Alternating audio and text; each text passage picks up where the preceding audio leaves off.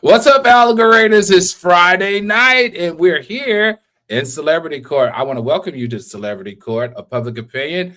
I'm your judge, Al Reynolds, and today we're diving into legal battles that have captured headlines and divided public opinion. I'm joined by our esteemed legal panel, which I call my legal beagles. And tonight I have with me, that stormy, fiery, legal civil attorney, Shatan Turner. Shatan Turner, welcome back to Celebrity Court. Thanks for having me back, and happy Thanksgiving, Your Honor. Yeah, absolutely. Happy Thanksgiving and happy Friday. How did your food turn out? It was everything that you wanted it to be. I don't know what the alligators were eating, but they should have been at my table because it was good. Ah, okay. What did you cook? Well, I cooked my macaroni and cheese and whipped potatoes and added it to the spread that my mom had made, and she made a ton of stuff. We had all of the things. We had greens, we had stuffing, we had turkey, we had black-eyed peas that my brother FRH Golden made. We had all kinds of food, and everybody ate their weight in Thanksgiving food. Everybody ate the weight. Okay, enjoying the fiery civil attorney, Shatan Turner. We have humorous lawyer Sean Carter. Sean Carter, welcome back to Celebrity Court of Public Opinion. Happy to be here. I'm happy to just really be away from that Thanksgiving plate. I done had four plates, people. I have four plates. Two dinners last night. You got to have early dinner and dinner, and then I had breakfast and dinner tonight. So you had sandwich this morning or for lunch? Yeah, sandwich. No, I ate a whole spread just like it was a regular Thanksgiving, right? With all the but we had greens because we black, but we're not black enough to have black-eyed peas. So we gotta work on that. We got to up our game because you got me. Who cooks in your household? My wife. Okay, so you didn't contribute anything but the money. Well, here's the thing, but I cleaned everything. So she cooked all the pots, all the pans. I did all that because she told me to. That's a good partnership. Exactly. At least you do what you're told. All right, everybody. Be sure to hit that like button. Don't forget to hit that subscribe button. If you're already subscribed, don't forget to hit the share button and invite some friends over to learn about the law while we entertain you about all this celebrity gossip. Also, don't forget to turn on your notifications. Next week, we're going to be having talks with a financial guy who's going to teach us how to make more money in 2024, as well as save it, build it, grow it, and pass it down to future generations, your next generation. Also, jump down in the comments because we love hearing everything that you have to say as our jury here at the court, at Celebrity Court, because you guys talk cash, smack, junk, and we love it. All right, everybody, court is now in session. Breaking news: Chrisean Rock was stalked in the mall today by who she considers an ex-boyfriend, but he claims Ronnie Doe is his name, claims that he is the father of her baby. Let's take a look.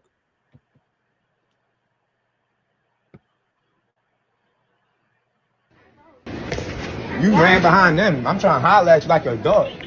The girl right here, Junior right here. Weird as a bitch. You weird as shit. You weird as shit. You weird as shit. Ain't nobody stalking you. That's my fucking son. That's my fucking son. That's my fucking son. What you want to do?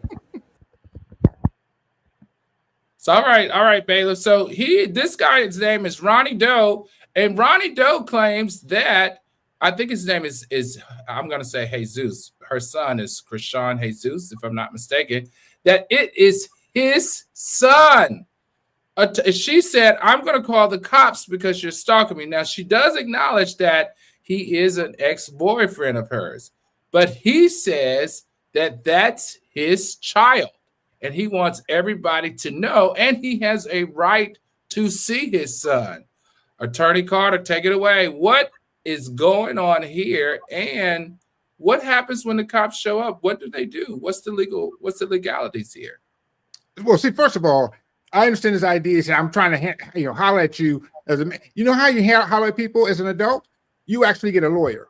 All right, you don't chase people down in the mall. What kind of attorney is he gonna do? Right at the what the heck is the name of that place? The soft serve ice cream place. All right, you can't have no equipment there. You have a lawyer. You go into court. You say, "Here's my DNA. Can we get somebody to do a testing?"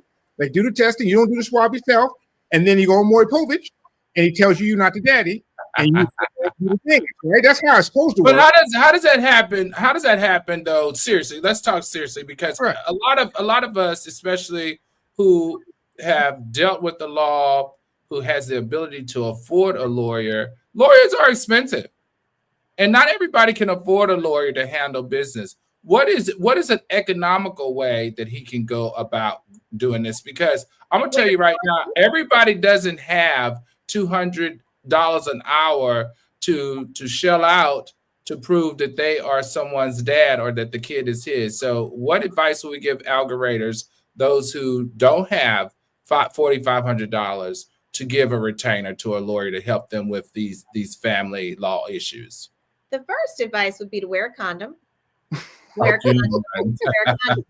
The second advice would be to hire lawyers. Attorney Carter indicated. However, you don't necessarily have to hire an attorney to advocate for yourself in the legal system. He could call the local family court and find out what he needs to do. This is something he could represent himself pro se, but anything would be more productive than, chasing her up on you in the mall. Yeah, I was also I didn't realize that Juicy Velour sweatsuits had come back in fashion. And so I still have some from the early 2000s that fit. So I am breaking mine out now that I see this.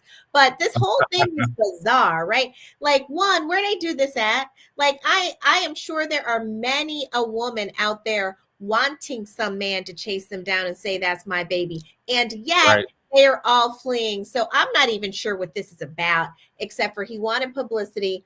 Or two, her star has risen enough that he's like, I hope I'm the daddy. Let me go 50-50 or half on a baby with you, but really pay me so I can watch him in child support. Like, the whole thing is just kind of bizarre. No, it is. If the child is his, and he wants to watch the child, get the child when he's supposed to have the child, can he get child support from her? No. I mean, if she would likely be the custodial parent, unless there's something really, really wrong going on. And then as the visiting, weekend dad doesn't get child support from mom, right? You can get the kid a couple of days a week. It's weird because I would have waited at least until I saw if he could, play ball or something. Right? I'm not going to just be out there, claiming kids that they ain't no talent.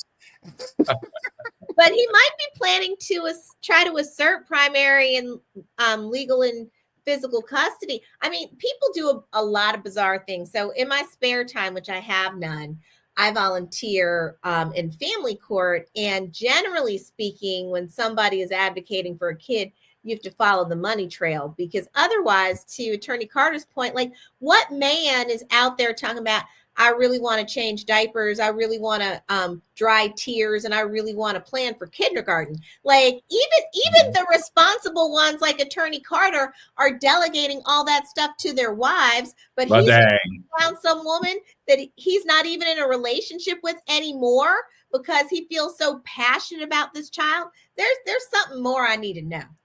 Well, I feel like this, not giving the guy any clues or anything, but her past behavior has always been extremely questionable. The things that she's done, how she's behaved, the things that she's stolen, not showing up to court. If the child is actually his and he can prove that he's had some type of relation, she's not denying that they haven't had relations. If he can prove that the child is his, I could see him taking this. If this is all for some type of clout, I could see him taking this to the courts and saying, hey, in past experience, she has shown up as an unfit mother and I want full custody. I mean, just saying. No, I have two words for you. Mm-hmm. You're absolutely right. Kevin Federline. He on the beach somewhere now, right? So you're right. Money. Yeah, he with Britney's money. Exactly, right. He ain't hit a dance move since '93, right? Not shaped like that, he won't be able to hit many dance moves. But I mean, okay, so tell me once again, attorneys, if he wanted to prove that the child was his, outside of hiring an attorney because they might can't afford it, can he go to the family court and find out ways to find remedy to seeing if the child is his? And what is that? It still involves filing a lawsuit to make her have to appear, but it's fairly simple. He'd have to show that they had a relationship. Like there's be certain things he'd have to plead to require her to have to undertake this and to get the kid to cooperate. But it's a process. Yeah, and there's there's a whole Uniform Parental Act, UPA, that sort of governs this. There's forms. It depends on it varies a little bit from state to state. As Attorney Turner was mentioning, you have to at least be able to prove that you had some relationship with the person. Not that you slept with them necessarily. It's hard to prove that. But you people in the 21st century with your phones, it probably is easy to prove it, right? Right. But I can't go in there and say, hey, she look cute in that juicy suit. That's my baby, right? I never met the woman. You gotta. So Tanya Kelly, now, is yours midriff like hers too? That's why she can wear it the next show. Tanya Kelly says child support will give both guys a test to see who the father really is. With Blueface in jail, that would be easy to get. The other guy will have to test too. Is this true? I'm not sure Blueface is the issue at all, because if you take the test, I don't think you have to compel Blueface to take a test. No. If he's the father, then Blueface can't be. So you don't need his test there, and Blueface might not want to have nothing to do with this. Right. Right. He got his own problems now. Blueface would have to, and I can't imagine that any man would ever do this, but he would have to enjoin himself in the lawsuit in order to make himself a necessary party. But as Attorney Carter indicated, you don't need him, because in truth, it's a conflict between the guy who got her in the mall and her. And the only question between the two of them is whether he's the father. The court isn't concerned with who is really the father. Okay, gotcha. Negative, then it's just negative, and he has no claim to the kid. It's still on her to figure out if she wants to know who's actually the father. Abby NYC, Abby be coming up with some good stuff. The MM family said, I'm sure some lawyer has reached out to him. This would be a good case for legal clout if he has a case. This is true. Especially if she takes private cases. Especially if the two are revving up, especially if Chrisean and Blueface are revving up to make a comeback because he's getting ready to get out of prison. I think this could be very clever. All right, everybody, that takes it for the update. All right, Sean Diddy Combs, welcome back to Celebrity Court. Sean Diddy Combs has been denied bail for the third time amid legal troubles. Sean Diddy Combs has been denied bail for the third time as he faces serious charges. The court cited flight risk and the severity of allegations as reasons for the decision, leaving Diddy to remain behind bars as legal proceedings continue. Attorney Carter, talk to me about why Judge Arun Subramania concluded that no conditions, he said no conditions, the judge said no conditions of release could ensure community safety. Wow. What exactly is the judge saying? Is he saying that because Diddy broke the prison rules and he engaged in witness tampering? But why is he saying there are no conditions of release that could ensure community safety? That seems pretty significant. It seems significant, but I think it's because Diddy had constantly, before he went to jail, after he went to jail, and by the way, not just Diddy rolling up on people, but him sending his, his associates and his underlings to go out and harass people and try to get them not testify, pay them off, etc. And they're like, hey, if we leave you in this apartment all day, you ain't gonna have nothing else to do but tamper with this. At least in jail, you got to try to watch your back and do whatever. But and all you're gonna be doing is all day having people in and then sending them out to go harass witnesses, pay them off, etc. And you've proven you can't be trusted, right? To be out, because we can't even trust you in jail. Think about it. Remember, they caught notes from him in jail. He's trying to do witness tampering. So just there's no way you've already. And here's the thing: it wouldn't be anybody in that situation, but it's Diddy because of his past actions. Got it. Attorney Carter, do you think this is a smart decision? Because I know, as you're familiar, you know, Brian Ross, our criminal attorney, said that he thought that Diddy was going to get out on bail. Our other, Jay Carter, she clearly was very vocal about the fact that she thought that he was going to get out of jail.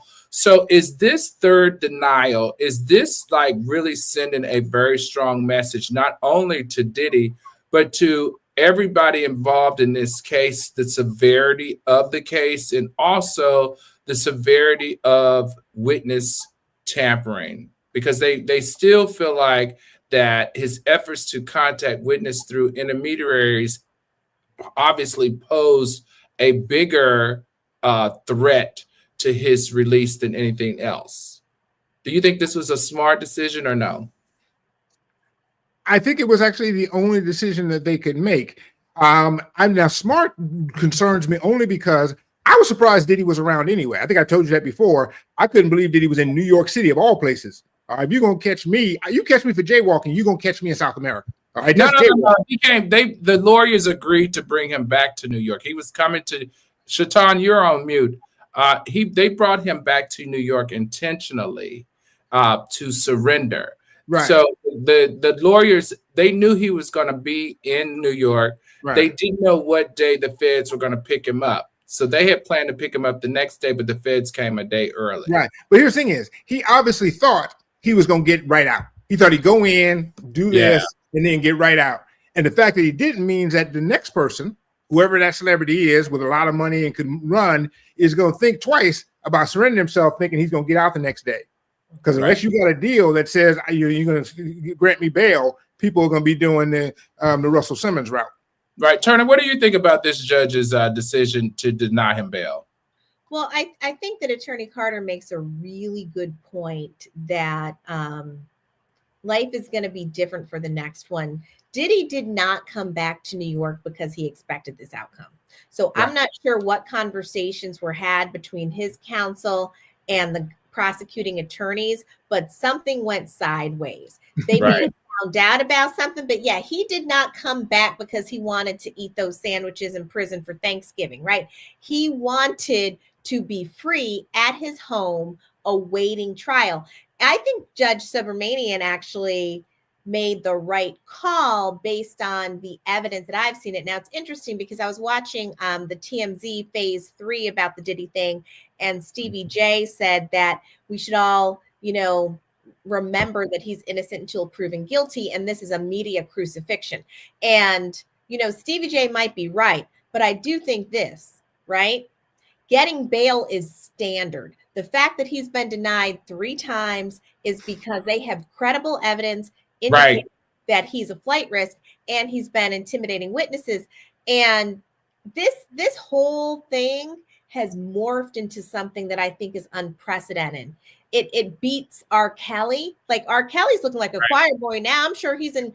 Right. Oh wow! People thought that I did some things, urinating on a few girls. I ain't do what Diddy did, right? And so this is different. And this judge wanted to make a statement. I don't trust you, and I'm willing to keep you in jail because I think it's for the betterment of society. So let me ask both of you this. So does this mean that he does not get a 4th attempt of bail? I mean, how many attempts? I guess we talked about this. We said he can do as many as he can, right? Right. Are there a number? Is there a maximum number of bail attempts that you can try? Not that I'm aware of, but eventually, right, the court is going to tire of these requests because it's an asked and answered question. And so what happened the second time, if you recall, what the judge said was, we haven't heard anything new or different that would distinguish this from the prior attempt. And so after the third time, like, he's been in jail the whole time. And so what compelling facts would be there that would result in him receiving bail, right? Just because they're like, well, he hasn't intimidated any witnesses in the last 10 days. Then we'll think about it. Right. And you're absolutely right. It's basically, you've heard it on TV before. Ask and answered, counselor. So next time they try to bring up a thing, unless they say, hey, we have some whole new way to keep him out of security, we're going to tape his mouth shut, we're going to cut his hands off so he can't write any more notes, whatever it is, they don't have anything new to offer. And I don't know what more they could offer. They offered everything. Right. What if you were his counsel, Turner and Carter, if you were P. Diddy's counsel right now, what type of conversations would you be having with him? Get in for the long ride. Like baby oil is not going to save you on this one. This is something that's going to be rough. It's going to be hard, and you might be bleeding at the end, right? You are in trouble. So why don't we have a conversation about how we think we can get out of this, as opposed to how you're going to get out on bail, because that ain't happening. Got it. And that would be really a thing. Like, look, we're not getting out on bail. Let's figure out how to move this forward as fast as possible, because it can take. Here's the thing is, you have a right to a speedy trial, and that's usually considered to be a year. If it takes more than a year, then it's not speedy. But most often it takes 2-3 years because the defendant keeps dragging stuff out, making it slower, right? Mm-hmm. And so at this point, it's like, hey, if you really want to get out of here and you think you can, we got to speed up, right? We've got to stop objecting to everything. We've got to, ask the prosecutor to bring their evidence up and just go forward. So they have decided that it's going to be in May, correct? So if they decided that it's going to be in May, they can't change that date and move it up, correct? They can't.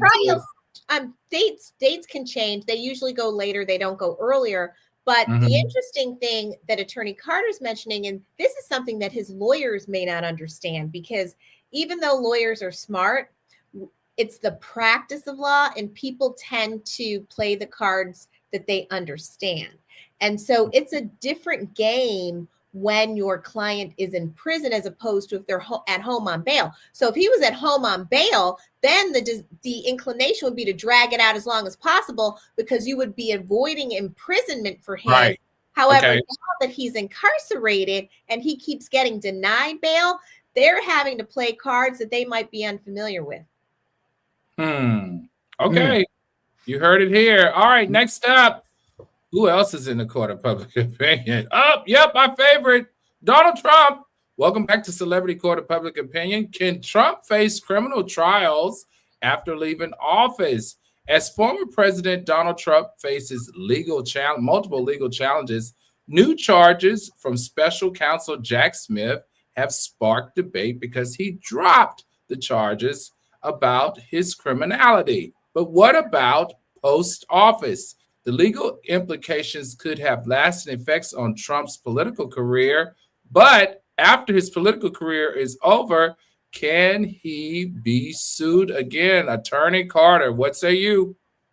Okay, so certainly he can be sued. I think you were asking, though, can he be jailed, convicted, etc.? So we have a couple things. We have the New York case that went to trial, went to a verdict. They found him guilty of all those felony counts. He was supposed to be sentenced this month. And what New York said is, hey, we're going to hold your sentencing until 2029. Now, here's the thing about that to me that is weird and disturbing.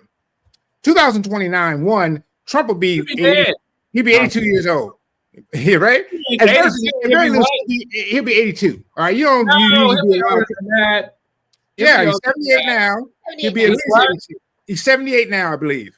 Yeah. In 2009, that's in 5 years. 2020, well, yeah, 4 or 5. He'll be at least 80 something, right? You don't usually try to put 82-year-old men in jail, all right, for nonviolent crimes, all right? Okay. But even more importantly, the thing that concerns me is he can't run for president again.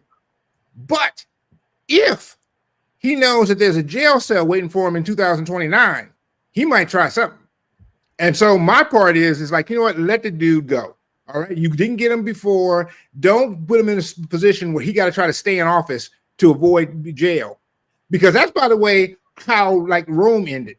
All right, Caesar crossed the Rubicon because they were going to jail him if he wasn't already accountable. Anyway, point is that when you make it difficult for people to be free after they leave office, they don't want to leave office.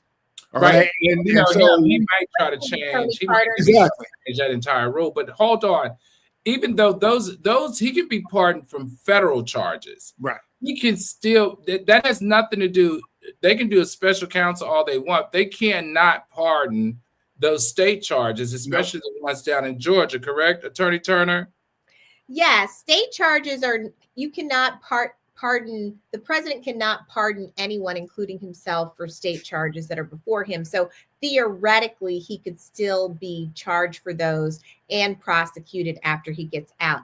The thing that I think is super interesting about this is, one, and you're going to kick me off the show and never have me come back, but Donald Trump is my hero, okay? What? Because listen to this. I think it's wrong as all get out, but what has occurred under this circumstance has changed everything that I believed about the law and everything that I learned in law school. Because what he did was bet on himself and say, I am going to get out of all of this by winning for president. And to Attorney Carter's point, right, he may go even further and eliminate the term limit so he can remain president forever, so he never has to do it. So quite frankly, everybody needs to think about the long-term implications of this, and it may be something that's a bitter pill to swallow, but all these states. That is a realistic one. It's right. It's like he's making this stuff that you never thought was possible. So I don't put anything past him. I definitely feel like that he is going to change, all types of laws as it relates to being president more than 2 terms. I believe it. I said it his last term, that if that man got reelected, which he did not, but I promise you, now that he is reelected, we're going to see all types of legislation come about stopping this 2-term maximum. I can promise. I can see that. It's hard though, because it's a constitutional amendment. Yeah. You need 38 states to agree with it. That includes California, New York, etc. Very difficult to be elected again. These idiots came out of the woodwork. So I know they would write him on the ballot, but here's the thing: it says he can't run. The rule. I look at the constitutional amendment. It says you can't run for president another time. It doesn't say you can't be a president a third time. So let's say, for instance, he ran for vice president, right, and then the other guy steps down. I'm not sure that this Supreme Court would turn that down. And so he does have a possible, it's not likely. I'm not going to say from a legal standpoint it's likely, but it's possible he could try to run a third time. That's why I don't want him to be looking at jail time. I want him to just be like, I'm looking at Mar-a-Lago, all right, and and Melania, if she'll talk to him and just go away. Right? I need him to go to jail. Sorry. Why? I just don't feel like the things that he's done, the disrespect that he has shown, not only the disregard to the African American community, the disregard to the trans community, the LGBTQ plus community, the disregard to women's rights, the disregard to teaching, the truth as it relates to, African Americans' contribution to America, his disregard for the law. It's just too much. It's too much. And I think if we set this precedent across the stage, across the board, that someone like this can get away with all of those things and still be president, what are we setting our future up for? I feel like there has to be some type of accountability, even if it's not prison. Some type of accountability to check individuals that feel like that they are bigger and better than the law. You're probably right. I wouldn't disagree. Agree with you on that. I mean, there is my spirit. So when I say that he's my hero, he's my anti-hero. I'm not saying that I embrace what's happened. What I'm saying is that he has, strategically, right. If you play poker, right? He has raised the stakes. And so what I'm saying is that from democracy perspective and from a long-term sustainability of this country's perspective, what he has done by winning a second term is to make this bigger than him. And so people need to think about what it means if they continue to pursue it. So as much as I want him to be accountable, because it offends all my sensibilities, because I deal with people, somebody in particular right now who thinks they're above the law, and I think they should get it stuck to them. At the end of the day, though, what's in the best interest of the nation, and having him not him leading. That's definitely not. He's already there, right? I understand, but that's not in the best interest of this nation. I can't agree with that. But it's already been made. And so what I'm saying to Attorney Carter's point is we don't want him there longer. We don't want to give him an incentive to figure out ways to stay in the White House because he's afraid of going to prison. So JD Vance could be president next and he could be vice president. And then they would reach the same conclusion because he's in line for the presidency. It get so completely out of line that somehow we have to stop it and then get some legislators in power who can actually make laws that prevent felons from running for president. But we don't have them right now because these people ain't about that life. But somebody needs to make the call, and it's not by putting Trump like this fictitious possibility that he's going to prison. I can tell you this right now. He ain't never going. You know, remember that old rap song? I can see that he's not going. However, I can see that he's not going, but I think there needs to be some type of re-examining of the Constitution, right? To where even if he doesn't go to prison, there needs to be something discovered or overturned to either get him out of the office after these 4 years, keep him out of the office after that, or some form of protection for the American people. All right.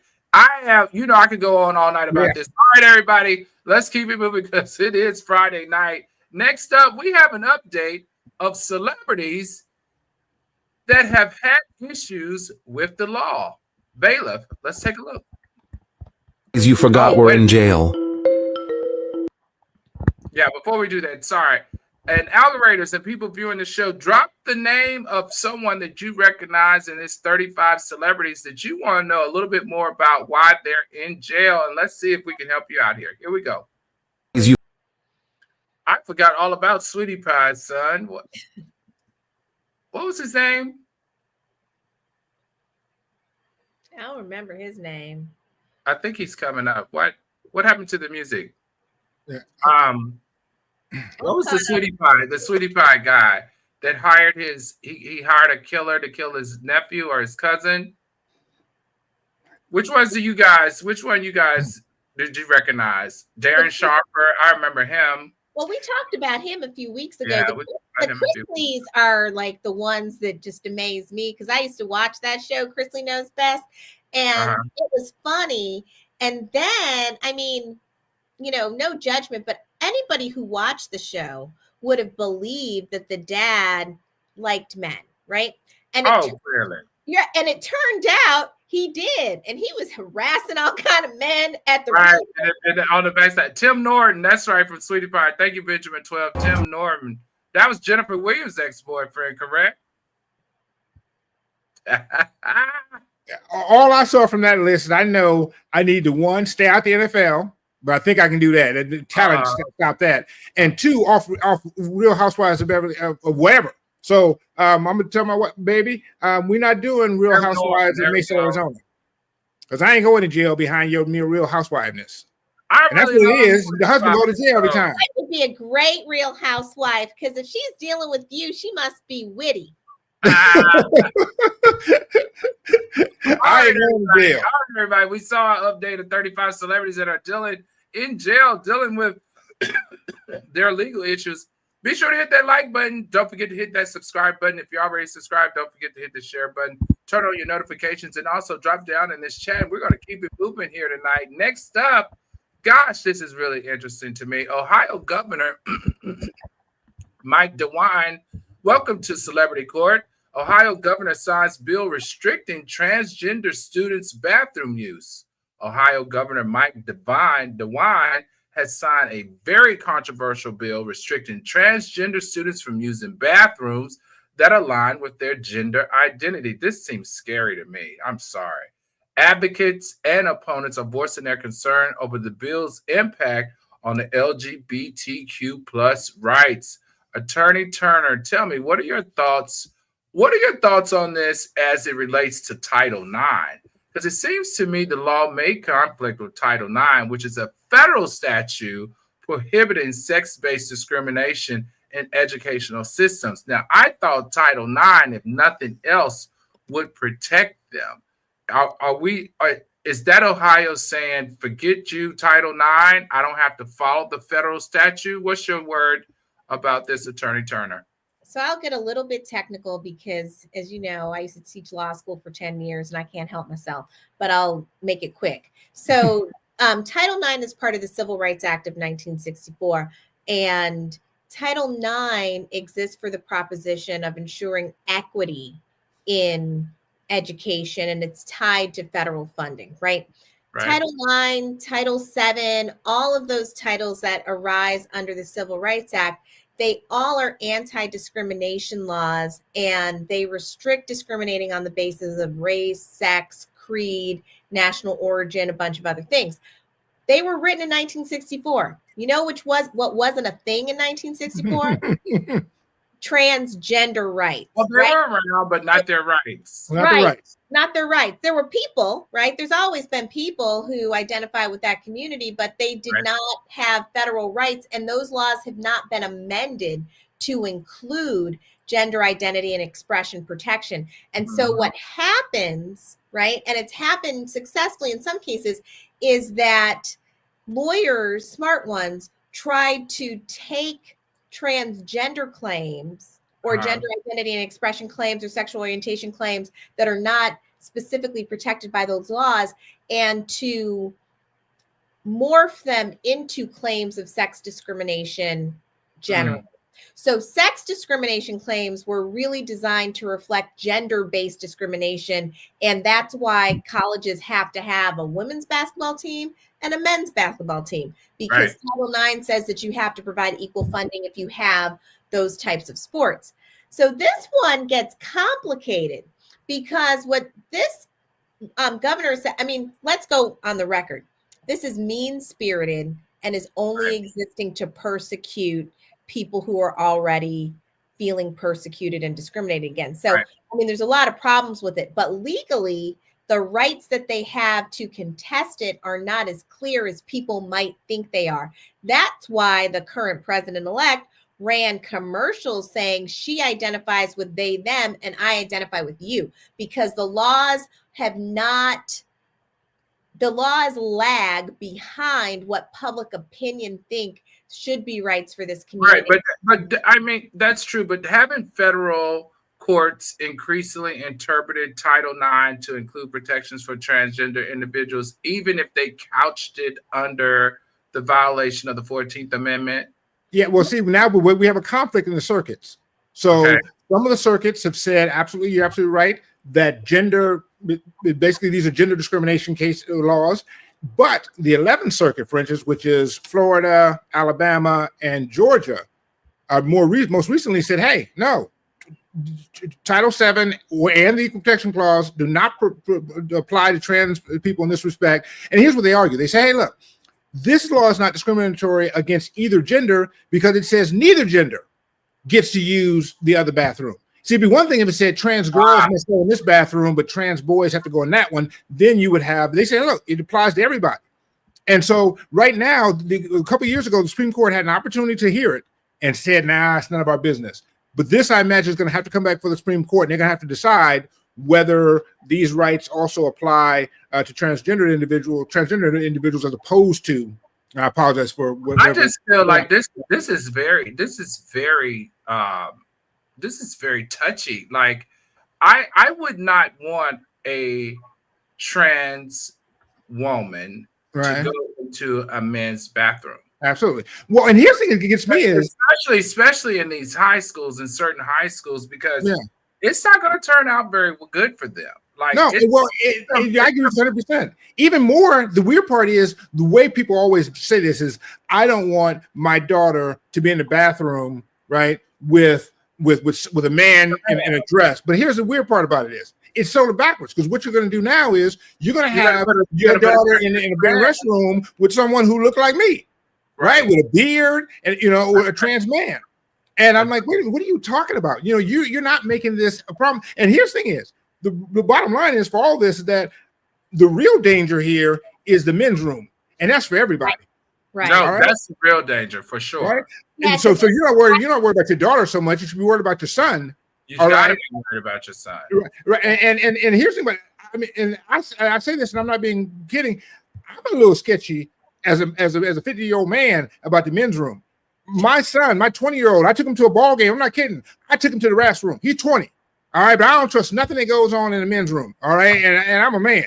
So, and no way in the world I would make anyone go. And it's so easy. Just let people go to the bathroom that they identify with. And it's not even that controversial. 1985 in college, we had co-ed bathrooms. 85. All right. It wasn't a problem. I saw couples go in hand, go to stalls, do what they do, come out. It's really not that big of a deal. We're grown people. Shatan, you're a mother of very young kids. What are your thoughts? What are your thoughts, Shatan? You're a mother of young kids. What are your thoughts about, your daughters or your son going to the bathroom with a trans? Oh, person? So now you want to make it personal. So I told you they already came for me because I didn't say the right thing. But no, so I think two things. One, to Attorney Carter's point, my older son is 10 and he likes to think of himself as a man. I don't let him go in the men's room. I'm like, you come with mommy, because in the men's he still has to come with you at 10? Yes, the men's room has no privacy. I don't want him going into a men's room, having to pull his pants down, go to the bathroom, and be exposed to the other men who might have impure thoughts. That's my thing. In the ladies' room, there's privacy. So really what I think that they should do to get rid of this issue is to make all bathrooms with stalls. Get rid of no stall urinals. I don't even know why men ever. Heck no. Nobody got time for all that. Now they do. That's the way you do it, because there are petitions in between. It's not all open like you think. We don't have time. Men do not have time to, go into a stall, close a door, then you have to worry about, splattering and all that crap. No, we like the convenience of a urinal, going to a urinal, whipping it out, in and out, zipping it up, wash your hands, out you go. Who's washing their hands? I was going to say, Your Honor, so you describe a bathroom experience unlike I have heard any other man. So you talking about whipping it out. So I'm not sure what you're working with, but it's probably impressive. But anyway, now you're talking about washing your hands, and I heard that's a real problem with men's rooms. Well, a lot of men don't wash their hands from just urinating. But I mean, I get it. But I'm just saying, I don't want to have to go into a bathroom. I don't want to have to go to a bathroom. Listen, you don't understand the dynamics of a men's bathroom. A men's bathroom, we already have to wait. And if we had to get into a stall, oh my God, it would be longer. It's like you women go in stalls and do all types of stuff. Y'all check emails. Y'all you figure out the rest of your life. You're in there for like 30 minutes. No, I love going into a bathroom. There's a urinal there. If I have to go into the bathroom to do something else, I can go in there. But in the urinal, I can walk in. I'm standing up. I can use the bathroom. I can zip back up and I can go. Like if you feel like your kid may be intimidated by that, then I say use the family bathroom, where you take him into a family bathroom and, let him use the bathroom the way he uses the bathroom. But eventually he's going to have to learn how to use the bathroom at a urinal. When available, I go to the family bathroom, but the family restroom isn't available everywhere. And so all I'm saying is that as long as he's with just me, like if he's with another man, if I'm with my brother or something, of course he can take him to the bathroom. Okay, cool. But if he's with me, I'm not sending him them in the men's room alone. Okay, I can rock with that. All right. I still feel like Mike DeWine. This is. I mean, I don't understand how some of these governors or these people who are writing legislation and making change are so disconnected. Like they're so disconnected. Like you are so against trans that you are willing to put them in harm's way. But they're not disconnected. They know exactly what they're doing because they have 53% of the people who agree with them. But I don't understand this because conservatives act like they don't have transgender family members. or a transgender child or an LGBTQ plus child. Like, what are you talking about? Well, I mean, oh, sorry. One thing we haven't discussed on here, but it's related to this point, is they've just passed this rule in Congress with the same thing. So there is a current happening with this anti-trans movement that has been endorsed by the current president-elect. And so what I think is, and this is the sad thing, because you're right, they are being exposed to harm. I think that there needs to be some sort of other movement in the trans community, because I'm really afraid of what's going to happen quickly. Trump has already indicated on day one he's coming for them. Right, as well as the deportation. All right, so Letha Robinson Smith says, "Al, you don't have any kids. You don't understand."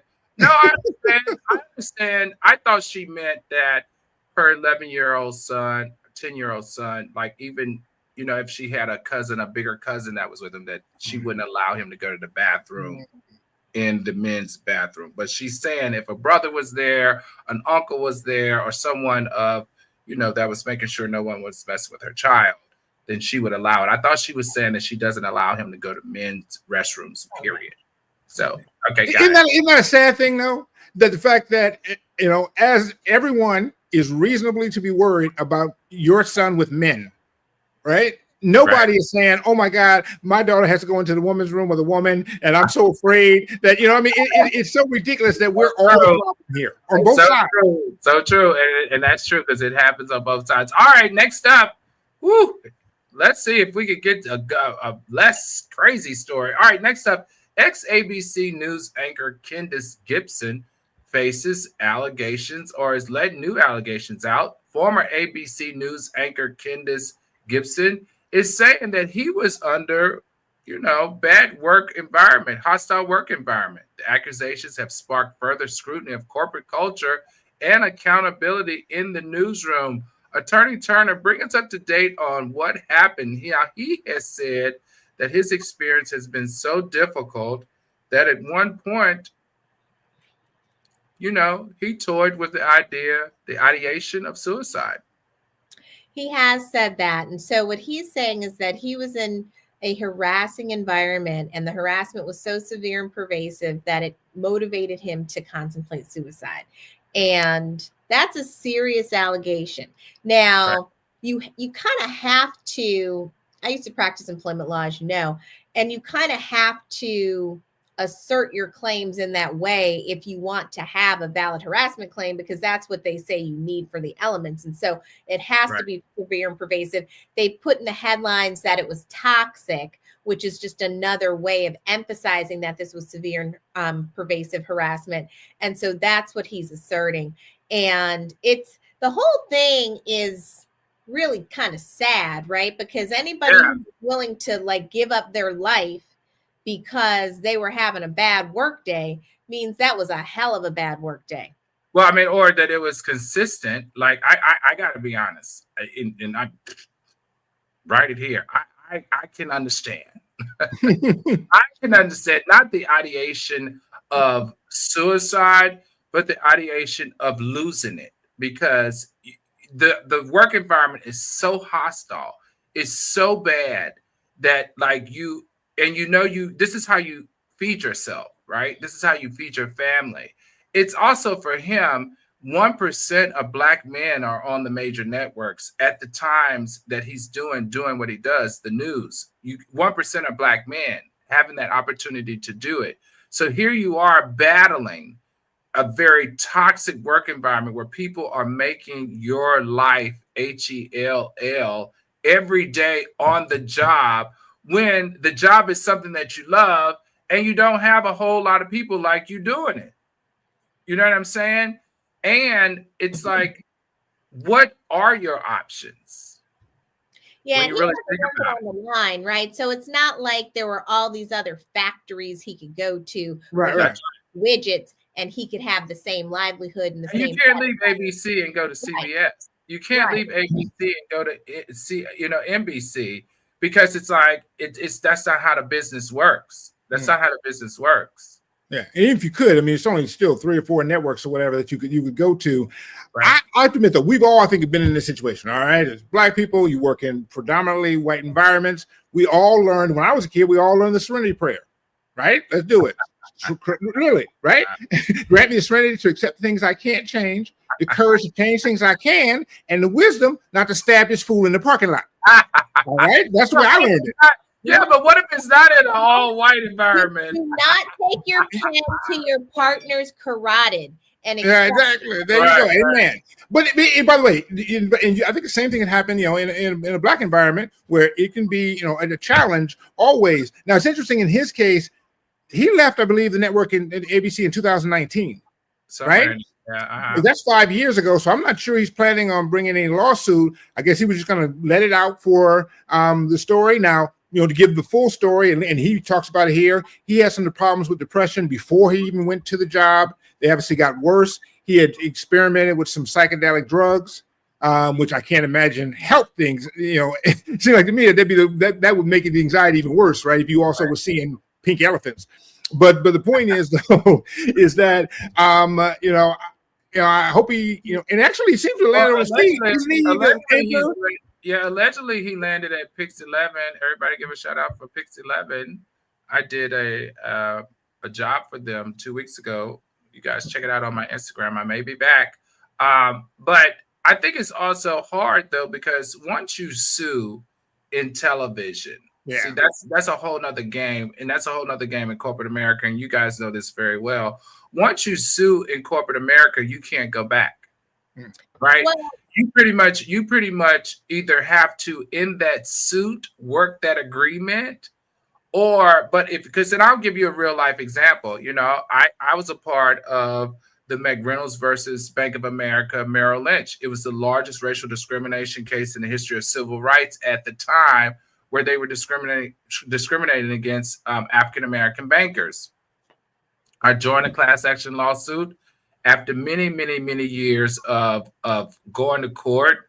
After many, many years, 8 to 10 years, they finally settled. But guess what? I can't go back and work for any major bank now, because I participated in a lawsuit which basically says, this guy is a complainer. Anything race related, we may get in trouble with. And then because we know that our environments are racist, we can't bring him back in it.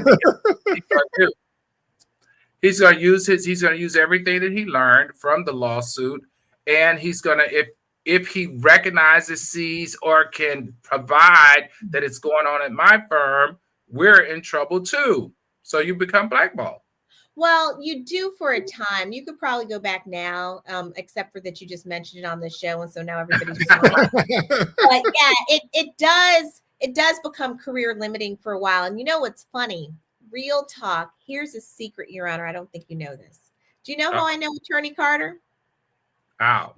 Because I was having a rough time at a firm I was working at, and I found him on Google because he was coaching lawyers about how to do career changes. So I totally I was never to the point like Kendis was where I was suicidal, but you do come to this point in these environments where you're like, what can I do to make it better?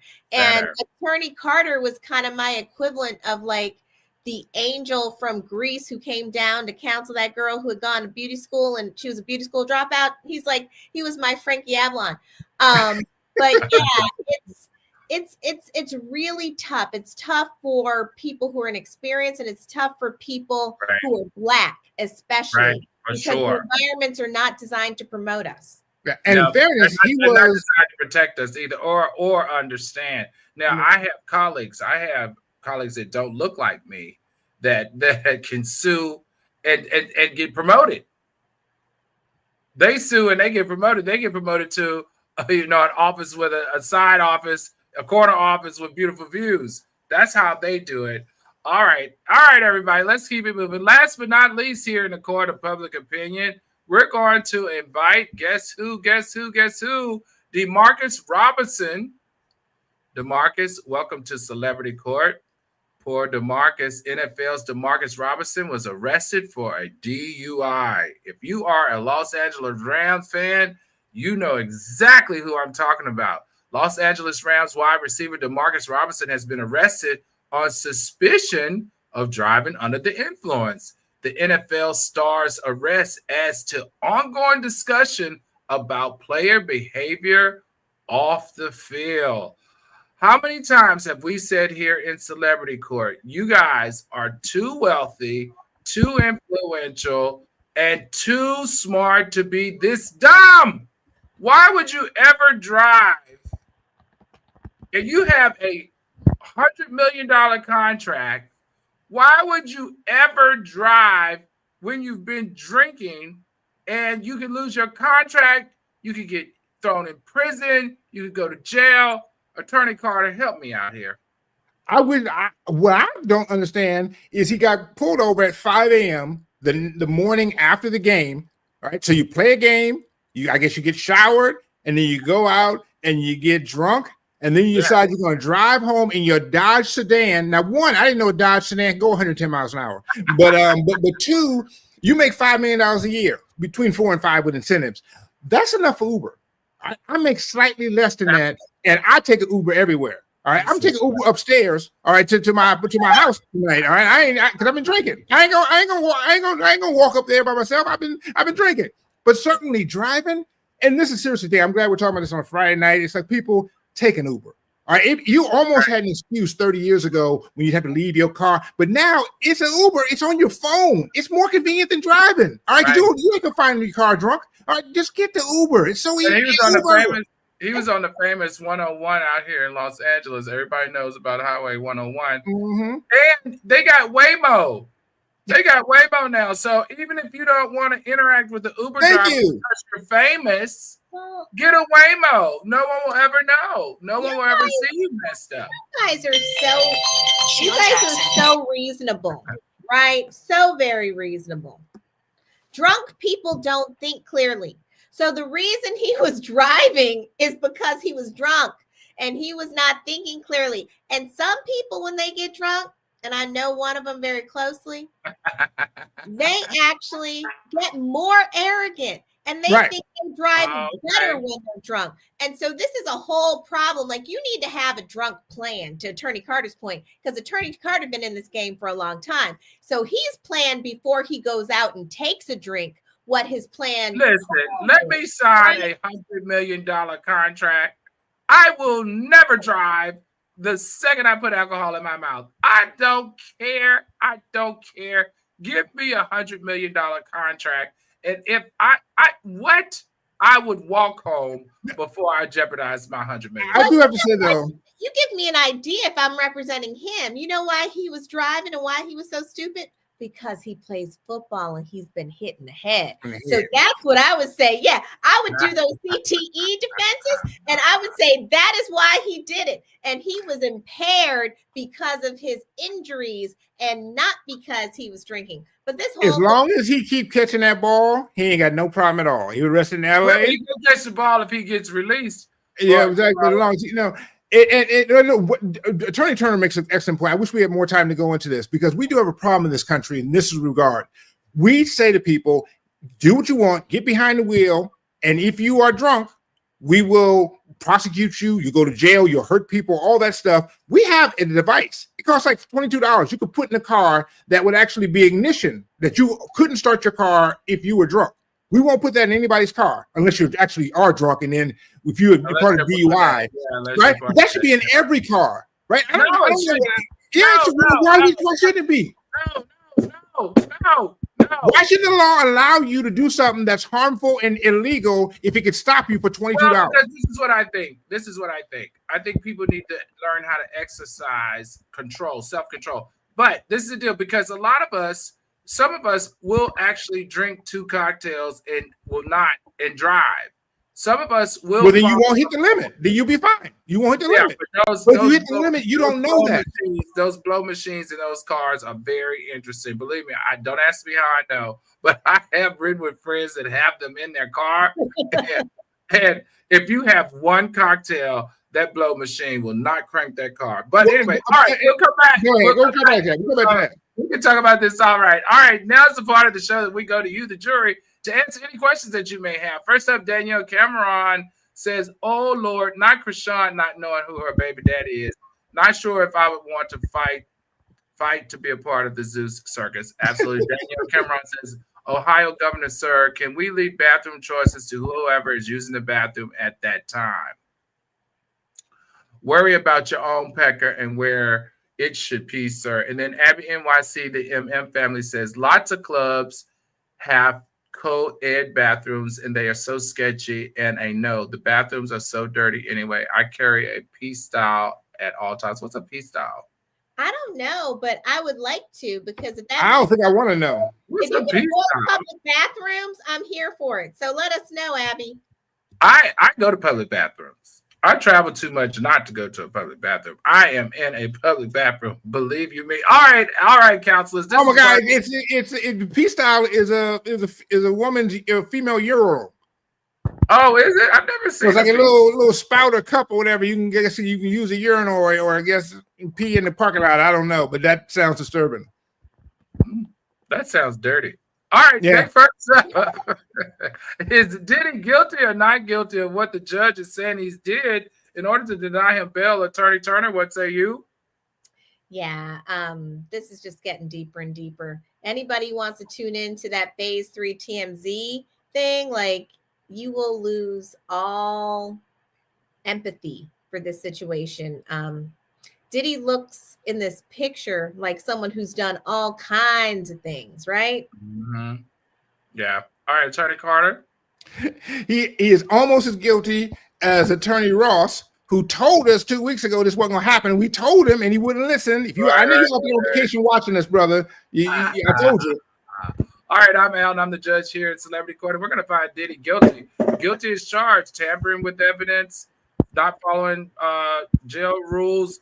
I think a conversation needs to be had with him and his attorney, and they need to have a real conversation with him, a serious conversation with him about his actions and how he needs to stand clear from now until May. Next up is Donald Trump guilty or not guilty of trying to evade all his criminal activity? Attorney Turner, what say you?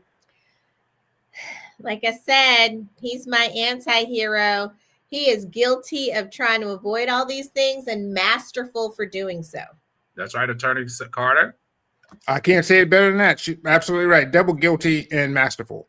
All right, I'm Mal, and I'm the judge here in Celebrity Court. And we're going to find him guilty. But you're right, very masterful. This man is doing it in our face, underneath our nose, and he's not making any qualms about it. Next up, Ohio Governor Mike DeWine. Is he guilty or not guilty of being insensitive to transgender rights? Attorney Carter, what say you? He is guilty of that and being a jerk, because this wasn't even an issue. He bringing up issues, making up issues. Turner? I agree with Attorney Carter. I mean, this is a solution in want of a problem. Ain't nobody caring about this. All right, I'm Alan. I'm the judge here. We're going to find Mr. DeWine guilty of robbing people of their rights to use the bathroom that they relate to. All right, next up is Kendis Gibson, or is ABC guilty or not guilty of creating a hostile environment which has led to suicidal ideations for Kendis Gibson? Attorney Carter, what say you? I'm gonna have to say I'm not sure. Here's what I say. I'm sure it was rough being the only male anchor, black anchor anywhere. All right. But whether it went past the level of just it regularly sucks to be black to extra sucks, I can't say. Regular sucks. Think about it. There's a point it's going to be a little bad. All right. So I'm not sure it went past that. Unless he didn't think he was gonna realize it. Okay, Attorney Turner, what say you? I love Attorney Carter. This is why, because he keeps it so real. What he's saying is, Kendis, when you got there, you knew they didn't want you. And Right. it was gonna be rough for your black ass. You should already be ready for it, brother. Right. Attitudes, and the one welcome to the plantation or the Mickey plantation, that should have been part of it. All right, I'm Alan. I'm the judge here. Brought his baby oil and just got ready for what was coming. But Order in the court. We are not going to tell this boy Hold her in contempt, Your Honor. I'm Hold her in gonna contempt. tell this boy that he's got to bring baby on. I'm not. I'm another judge here in the court of celebrity court, and we're gonna find ABC undecided. I don't know. Exactly. We're gonna say undecided there, but we do know that he went to Pix 11, and we love Pix 11. So hey, Pix 11 is not guilty. All right. Last up but not least, we have Demarcus Robinson. Poor Demarcus. Is Demarcus guilty or not guilty of driving under the influence? Attorney Carter, what say you? I'm gonna have to say guilty only because he was driving a Dodge sedan just too fast. even sober, you're not supposed to do 110 in a Dodge. In a Dodge sedan. All right, Attorney Turner. So first, I just want to point out that Dominique Brooks apparently has been wanting you to ask them out to lunch. So I just wanted to point that out in the chat for you. But as it relates to Demarcus, yes, I think Demarcus is guilty. All right, I'm Alan. I'm the judge here at Celebrity Court. And Demarcus, you're gonna be happy for this decision. I'm gonna find him not guilty. Not guilty. He's innocent until proven guilty, only because the Rams are actually playing some good ball. It is because of him. All right, everybody, that wraps up today's session of Celebrity Court. Let's remember that the law is complex and celebrity cases often bring their own unique challenges. Our discussions aim to not only shed light on these issues, but empower you, our viewers, with knowledge. Thank you for your thoughtful questions and participation. Until next time, keep questioning, stay informed, and always remember the Celebrity Court of Public Opinion is a powerful place where your voice can and will be heard. Court is now adjourned.